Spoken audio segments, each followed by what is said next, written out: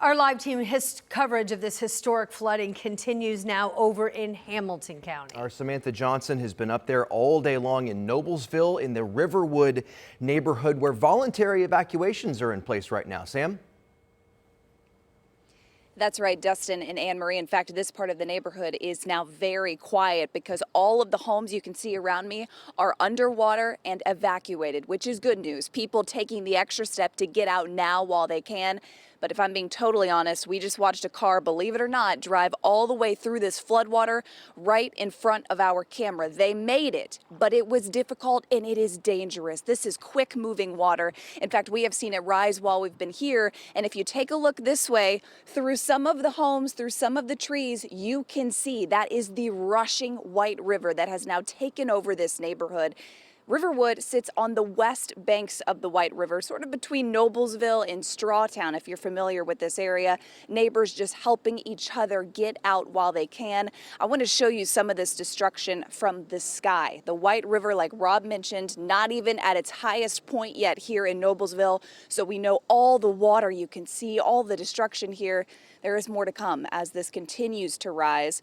We know it's expected to crest at around 23.5 feet, which would be just 4 inches shy of all-time highs here in Hamilton County. In this neighborhood here, people packing up and leaving. We just saw another family leave with trash bags full of their items. We also talked to first responders who were here to help get people to safety, and they say these neighbors did not waste any time jumping in to help.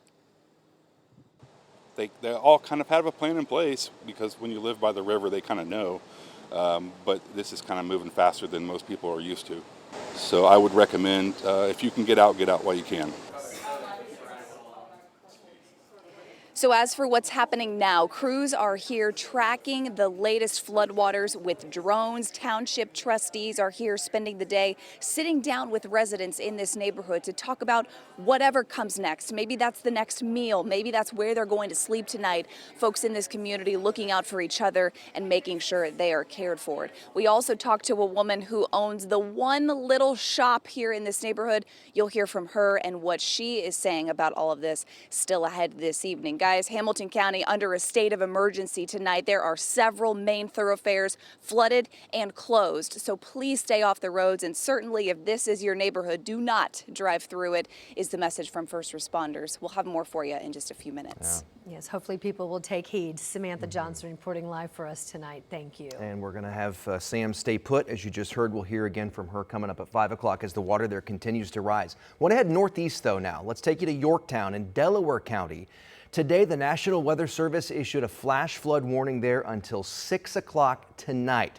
This is drone video, you see. We shot this earlier today. Clearly widespread flooding. Look at that car, nearly submerged completely. As we've seen from our live team coverage of this historic flooding event, Delaware County really does seem to be one of the hardest hit areas. Our Rich Nye is in Yorktown today. We're going to check in with him coming up live at 5 o'clock. Yeah, and Yorktown sits right between Anderson and Muncie, and so it makes sense that they would have some of the similar flooding concerns there as well. Let's go to Anderson right now, Madison County. That's where our Emily Longnecker spent the day. And how are the conditions that you're finding there, Emily? Well, Ann and Dustin, you know, Madison County is still also under a flash flood warning until 6:30 p.m. That's according to the Madison County Emergency Management Agency's Facebook page. That's how they've been getting information out all day. But as you said, I'm live here in Anderson. I'm along 8th Street, and the White River runs parallel to 8th Street. And you can see this whole area flooded out. Just beyond me is the Eisenhower Bridge, which leads in to downtown Anderson. But take a look, you can't get to it.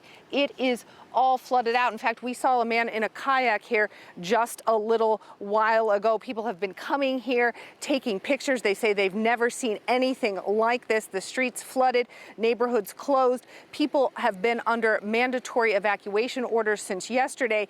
The Indiana National Guard has been here in Anderson since last night. The Indiana Department of Homeland Security brought them here, and they've been working with the Anderson Fire Department. They brought in something called high water vehicles, 3 of them, to help with rescues. The Guard says they have been on 12 missions, 12 rescues already today. Take a listen.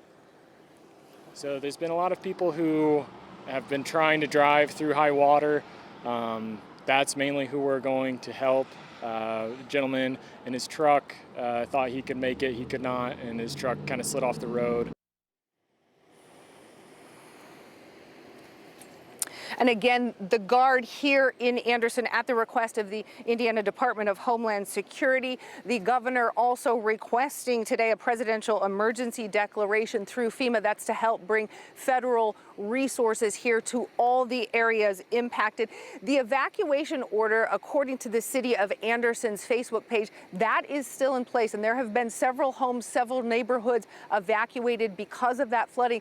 Those evacuation orders stay in place until they are lifted. If you can take a look right here, when we first got here early this morning, the water was way beyond this building. It was just at the corner of this gray building here. It has slowly been creeping up and creeping up and creeping up. And tonight at 5, we're going to hear from one of the business owners in this building about what he is trying to do to mitigate the damage. But people still under that evacuation order for several areas here in Anderson at this point. And Dustin?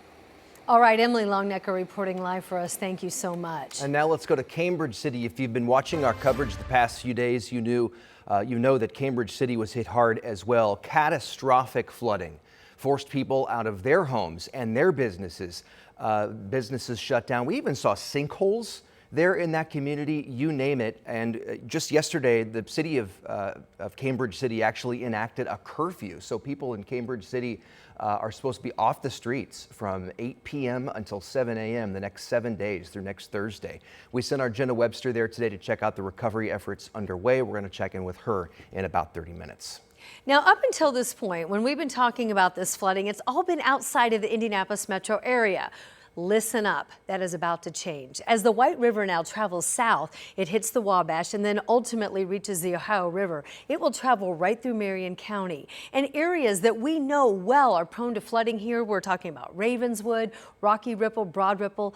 These areas will feel the impact very soon.